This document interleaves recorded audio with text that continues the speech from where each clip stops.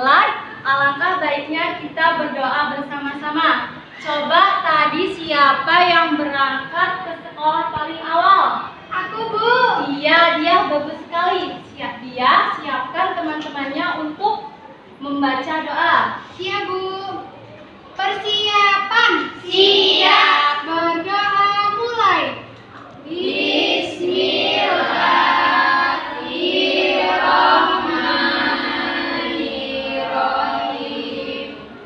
Raditu billahi robba wa bil islami dina wa bil muhammadin nabiyya wa rasulah. Rabbi zidna ilma warzuqna fahma. Amin. Amin. Semoga dengan berdoa pembelajaran hari ini dapat berjalan dengan lancar. Nah, hari ini siapa yang tidak berangkat? Hadir semua. Alhamdulillah, berarti semuanya sehat. Nah, sebelum pembelajaran hari ini kita mulai, kita akan menyanyikan salah satu lagu wajib nasional, yaitu Satu Nusa Satu Bangsa. Siapa yang berani untuk maju ke depan memimpin teman-temannya? Bu. Iya, ayo maju ke depan. Berdiri semuanya.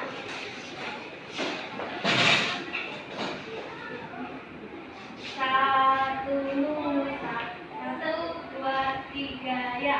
Satu Nusa, satu bangsa, satu bahasa kita. Tanah air pasti jaya untuk selama-lamanya.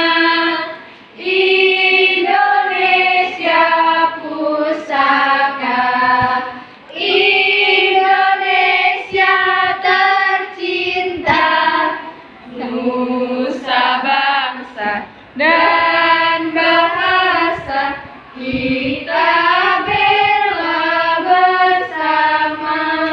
Nah, terima kasih Eva, silakan duduk kembali. Nah, pembelajaran hari ini sudah siap dilakukan, sudah siap semuanya? Siap. Sudah semangat? Semangat. Sekarang Ibu mau denger tepuk semangatnya. Tepuk semangat. Semangat. Ya. Nah, hari ini kita akan belajar dengan tema lingkungan sahabat kita. Tujuan pembelajaran hari ini agar kalian mengetahui apa saja pengaruh aktivitas manusia terhadap lingkungan. Kemudian yang kedua yaitu agar kalian mengetahui apa saja penyebab, dampak, dan solusi yang dapat dilakukan untuk mencegah permasalahan yang ada di lingkungan. Nah, coba Ibu mau bertanya, apa saja yang sudah kalian lakukan untuk menjaga lingkungan? Iya, Desti.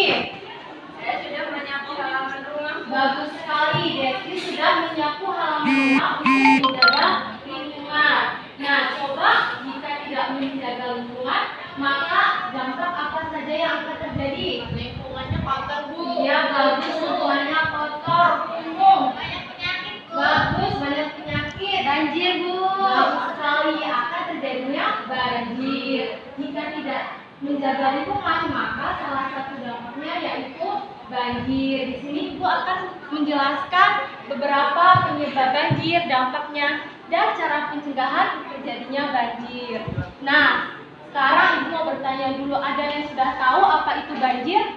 Indah tahu, Bu. Iya, apa Indah? Banjir adalah bencana alam yang menyebabkan daratan tergenang air, Bu. Iya, bagus sekali. Jadi banjir adalah suatu bencana alam yang menyebabkan daratan tergenang oleh air yang berlebihan.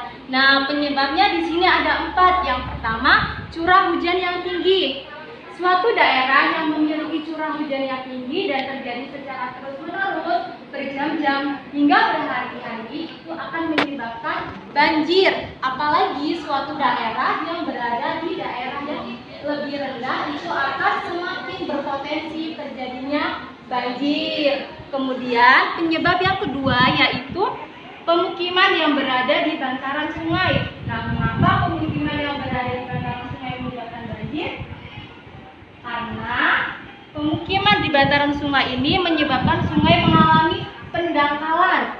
Tentu saja orang-orang yang berada di lingkungan sungai ini akan membuang sampah di sungai dan menyebabkan sungai itu mengalami pendangkalan akibat dari pembuangan sampah sembarangan. Kemudian penyebab yang ketiga yaitu membuang sampah sembarangan.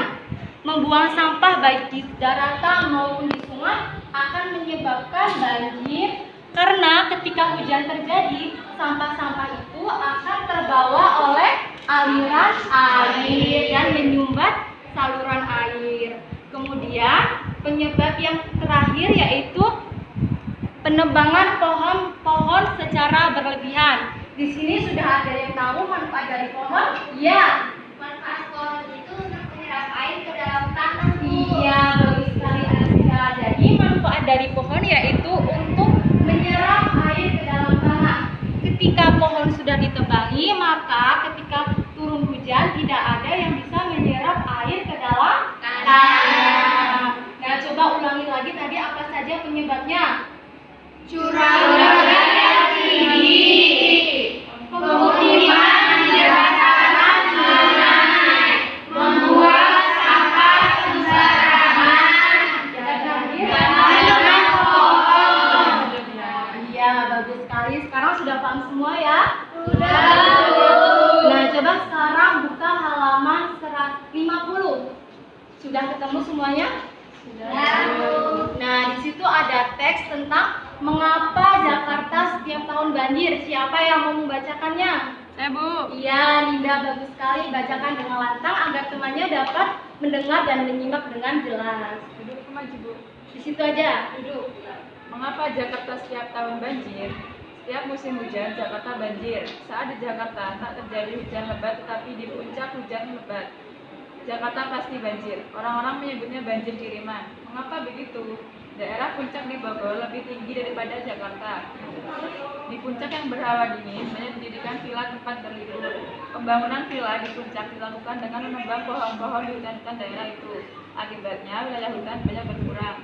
Ketika di puncak turun hujan lebat, air hujan terus mengalir ke bawah tanpa tidak ada akar-akar pepohonan yang dapat menahan air hujan di dalam tanah.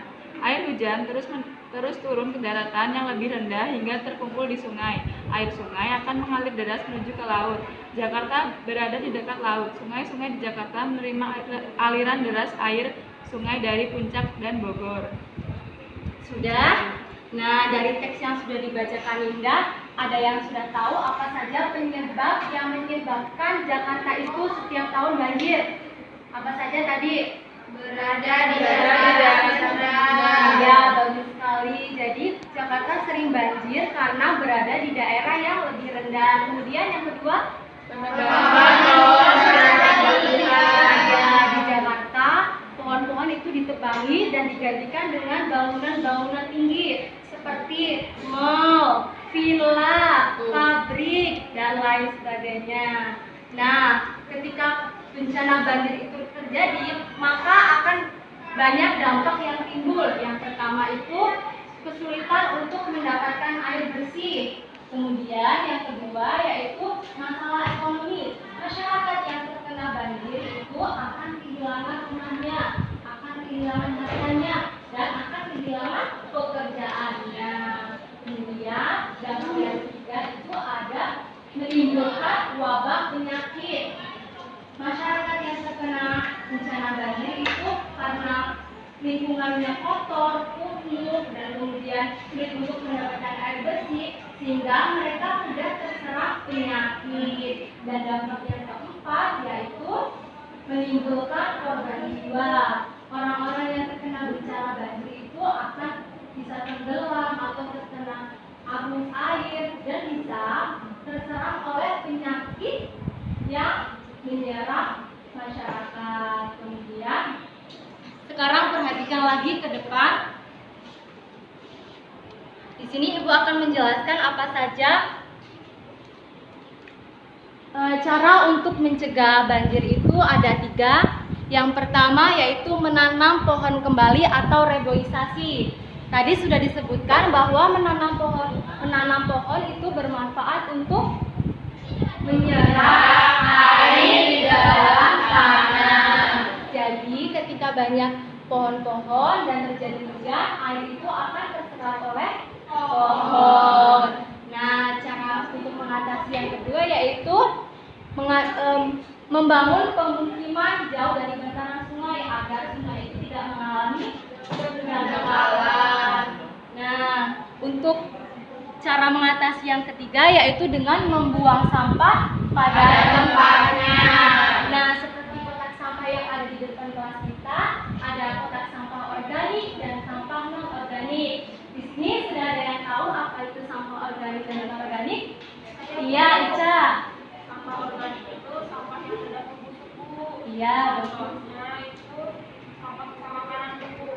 Lalu sampah organik itu sampah yang dihasilkan dari proses teknologi. Contohnya itu plastik dan kaleng buku. Iya, bagus sekali. Jadi sampah organik itu yang bisa membusuk seperti sisa makanan. Kalau sampah non-organik itu melalui proses teknologi seperti plastik, kaleng, botol minum. Nah, yang ditunjukkan di gambar ini sudah benar karena dia membuang kaleng di kotak sampah non-organik. Jadi mulai dari sekarang kalian harus bisa membedakan mana sampah organik dan sampah non-organik agar tidak terjadinya banjir. Nah, sudah paham semuanya? Sudah, Bu. Nah, sekarang Ibu akan membagikan soal kerja. Sudah selesai semuanya? Sudah, Bu. Perwakilan maju ke depan untuk menunjukkan hasilnya.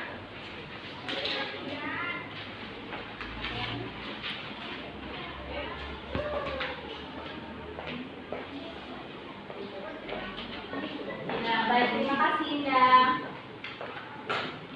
Nah, sebelum mengakhiri pembelajaran hari ini, Ibu akan menyimpulkan materi yang Ibu sampaikan yaitu tentang banjir. Banjir merupakan suatu bencana alam yang mengakibatkan daratan tergenang oleh air yang berlebihan. Penyebabnya ada 4, yaitu curah hujan yang tinggi, rumah yang ada di bantaran sungai, pembuangan sampah sembarangan, dan penebangan pohon secara berlebihan. Dari bencana banjir ini akan mengakibatkan suatu dampak, yaitu kesulitan untuk mendapatkan air bersih. Kemudian masalah ekonomi, masyarakat akan kehilangan harta bendanya, akan kehilangan rumahnya, dan akan kehilangan pekerjaannya. Kemudian dampak yang ketiga yaitu menimbulkan wabah penyakit, dan dampak yang terakhir menimbulkan korban jiwa.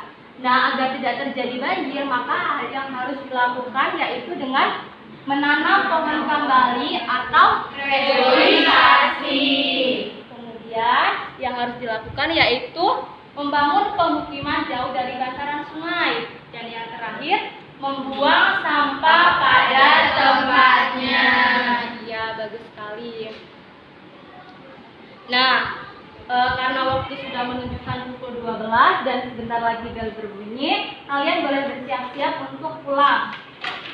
Nah, untuk tugas minggu depan kalian membawa alat kebersihan karena minggu depan kita akan bersih-bersih dan menanam pohon agar lingkungan kita sehat, nyaman, dan bersih. Ya, silakan Ibu minta Dian Miranika untuk mempersiapkan doa. Persiapan. Siap. Berdoa mulai.